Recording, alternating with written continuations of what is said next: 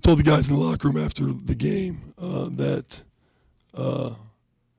I'd felt like leading into tonight, when adversity had hit, we had some guys go on an island by themselves and kind of separate. And I never felt one time during the course of tonight's 45 minutes of action that they didn't stay together.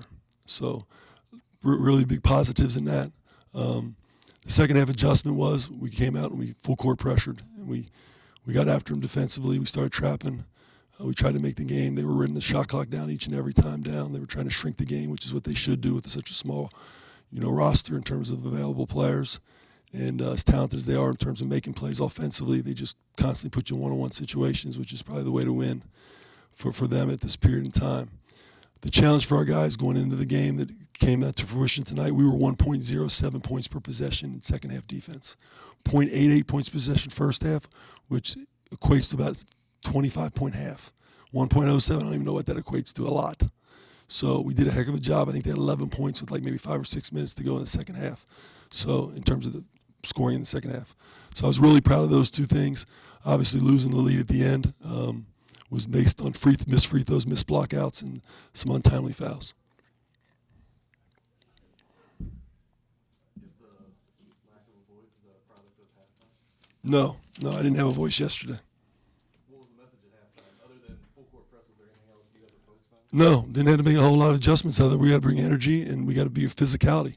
We need to become the defensive team that we are, that we've shown in bits and pieces this season. We got to show up for the rest of the half.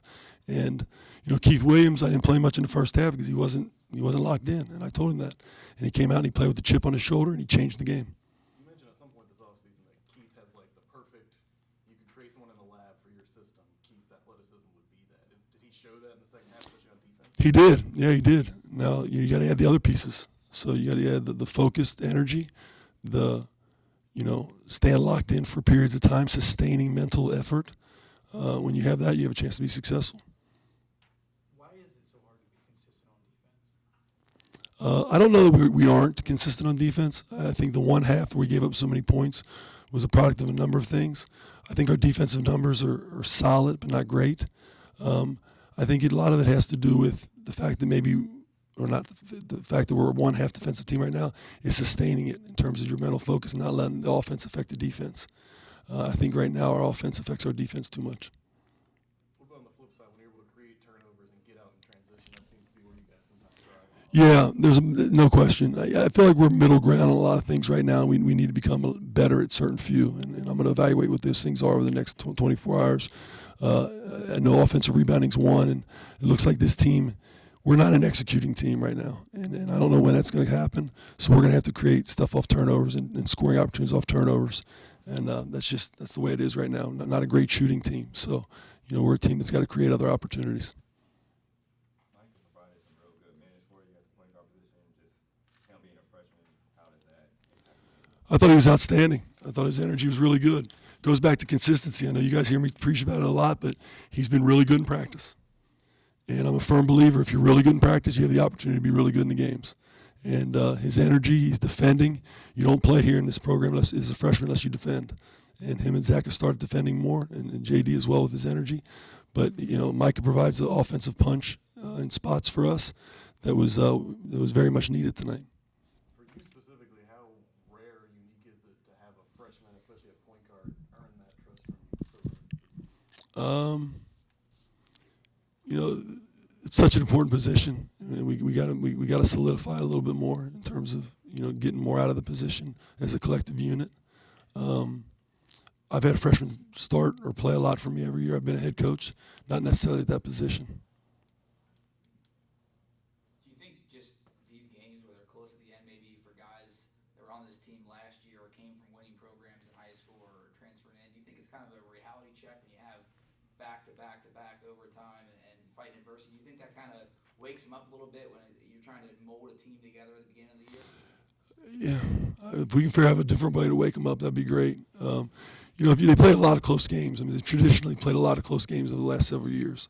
I mean, I'm watching on TV and different things and watching on tape, so they're accustomed to playing in close games. We don't have to do that, Okay, I don't need overtime games every time. I walked in the locker room and told them, I said, guys, you're lucky you have a 45-year-old head coach. Okay, because if I was 65 or 70, then I might be hospitalized at this point. Enough with the overtime games and let's finish games we're capable of finishing them. But like anything else, as the season goes, you get to revert back on what you've done in order to take strength in what you've been able to accomplish through adverse situations. Those times will come up in conference play on the road and at home. We'll be able to look at these victories as opportunities to realize that we can get it done. You talked about looking back over the tournament. What did you learn coming into this game from that experience, that trip? We got to take care of the ball, obviously. We learned that we have to be much better in the second half defensively. That was a huge focus level. We flipped the practice. We did defense the second half of practice this week. Big focus level was that. And then we all had to get on the same page. We had some individual meetings. We did some things so everybody was on the same page in terms of understanding what their roles were. You cannot give – this is how we handle roles. I identify them. The players accept them.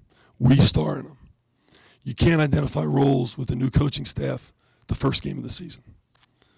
It's ever evolving. After about 7 or 8 games, you can start that process. That process started over the last 2 days.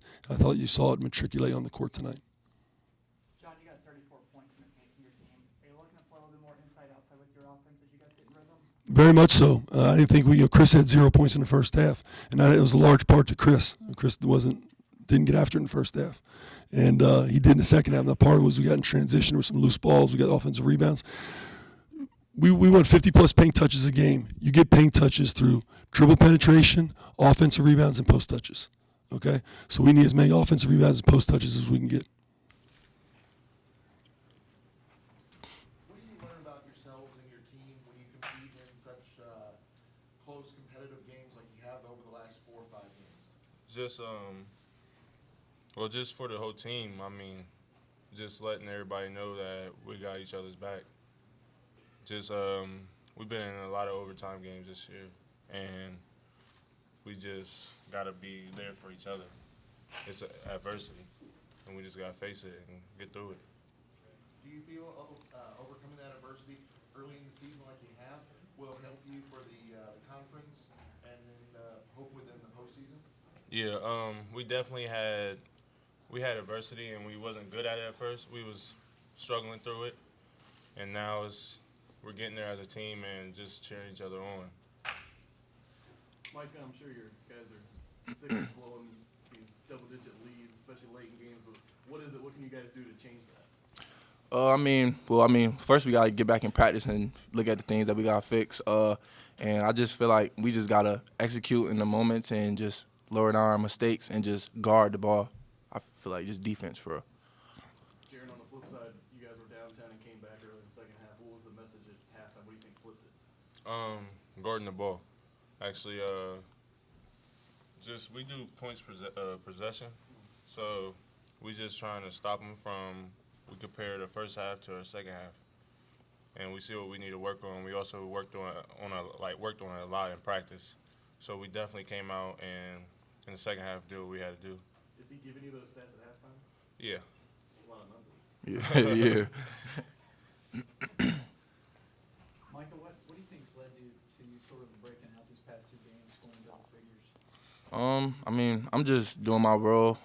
Like Coach always said, like he told me, like when I come off the bench, just bring energy. So I'm just trying to just keep my head to bring energy off the bench every time I get in, and just play my hardest. So that's really Are it. you making an effort to get to the line, maybe if your shot isn't falling from the field?